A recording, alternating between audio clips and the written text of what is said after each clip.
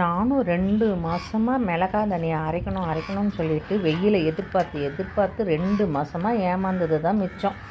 மழை பெய்யும், வெயில் அடிக்காது, மேகமூட்டமாகவே இருக்கும்.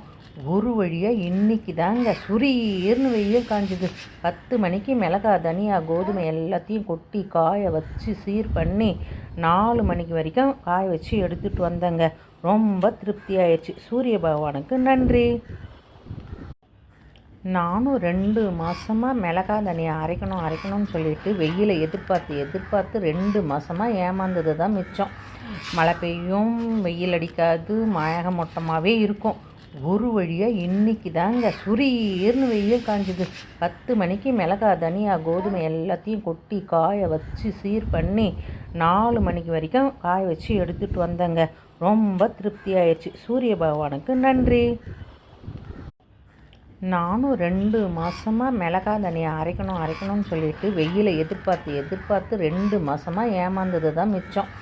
மழை பெய்யும், வெயில் அடிக்காது, மேகமூட்டமாகவே இருக்கும். ஒரு வழியாக இன்னைக்கு தாங்க சுரீர்னு வெயில் காஞ்சுது. 10 மணிக்கு மிளகா தனியா கோதுமை எல்லாத்தையும் கொட்டி காய வச்சு சீர் பண்ணி 4 மணிக்கு வரைக்கும் காய வச்சு எடுத்துகிட்டு வந்தேங்க. ரொம்ப திருப்தி ஆயிடுச்சு. சூரிய பகவானுக்கு நன்றி.